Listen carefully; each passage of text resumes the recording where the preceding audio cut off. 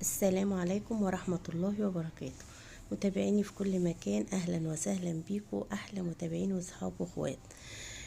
يا رب تكونوا بخير وفي أحسن حال دايما. كل سنة وانتم طيبين. النهاردة بقى في شهر يناير، يعني محشي، يعني عايزين دفى.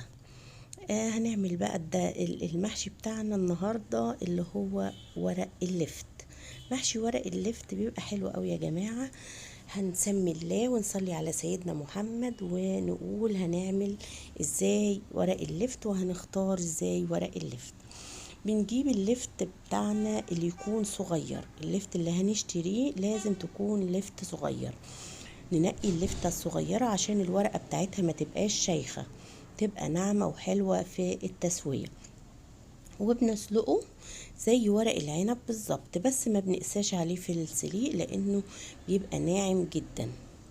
فاحنا هنسلقه كده حوالي دقيقة على كل جنب، على كل وش يعني.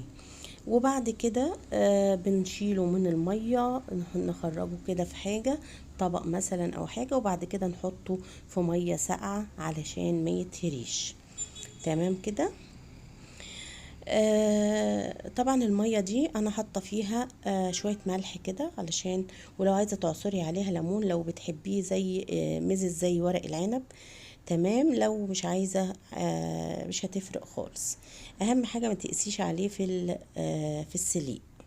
بعد كده بقى نعمل التسبيكة بتاعة المحشي. عبارة عن طبعا شيء بسيط جدا، الناس كلها طبعا عارفة.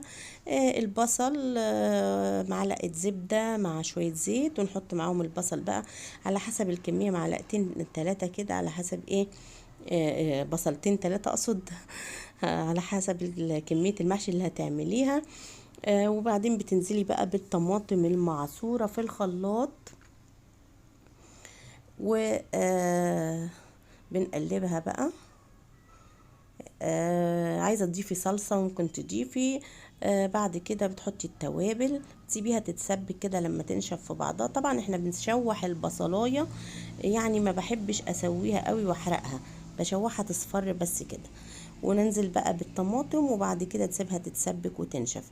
بعد كده بقى بنحط الخضرة اللي احنا غسلينها، كزبرة وشبت. تمام. وبتحطي بقى التوابل بتاعة المحشي. التوابل بقى عبارة عن ملح وفلفل وكمون وبهارات محشي. ملح وفلفل وكمون وبهارات محشي. نقلبهم بقى كويس كده، ونكون طبعا غاسلين الرز ومحضرينه، ونقلب كله كده على بعضه تشويح على البوتاجاز. وبعدين نبدأ نحشي بيه. طبعا قبل ما بحط الرز انا بحب اخرط كده قرن شطة. بصراحة بنحب الشطة على المحشي، بتديله طعم حلو قوي. بس ما بحبش احطها في الاول علشان انا ببقى عايزاها المحشي يفضل واخد ريحة الفلفل كده وهو بيستوي. بعد كده بقى نفرش الطاجن بالطماطم والبصل كده والجزر والحاجات اللي عندك، وتبدأي بقى تحشي زي ما انت شايفة كده. سهل جدا. بتحشي على الورقة الناحية الخشنة. العرق بتاعك لو شايخ بتشيليه، لو الورقة صغيرة ما بتشيليش العرق خلاص، ما بتبقاش شايخة وبتبقى جميلة جدا. بنكمل رص بالطريقة دي كده. بنخلص طاجن الورق اللفت اهو، تحفة. ولا ورق العنب يا جماعة، جميل جدا وناعم زي الزبدة وطعمه حلو قوي. بنزوده بقى وبالشوربة تكون مغلية. وقتها يا جماعة وانا بعمله كانت الطماطم غالية قوي، فانا بصراحة يعني انا بحط ما كانش متوفر عندي صلصة ان انا احطها على الشوربة، فعملته كده من غير، زودته بالشوربة من غير ما احط عليها طماطم. بعد كده بقى طبعا بزوده كده يا دوبك لحد السطر الاول كده ما يبقاش متغطي. وبعد كده بقى بحط عليه الورق الفويل وبدخله الفرن. ممكن تعمليه برضو في حلة على وش البوتاجاز عادي جدا، بس بيبقى وهو في الفرن واخد طعم حلو قوي، ريحة الفرن كده وطعم الفرن تبقى جميلة. بندخله بقى الفرن يغلي كده لمدة ربع ساعة، وبعدين على نار عالية، وبعد كده بنهدي عليه لحد ما يكمل سواه.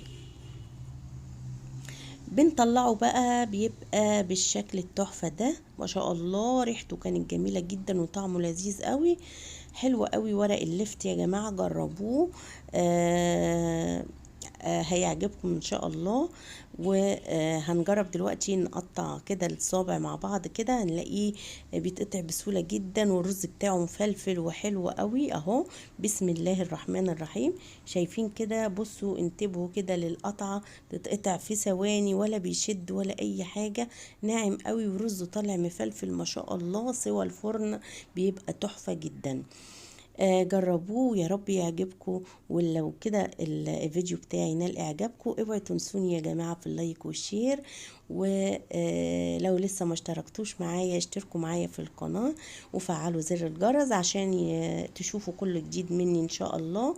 واستودعكم الله يا احلى متابعين، والسلام عليكم ورحمة الله وبركاته.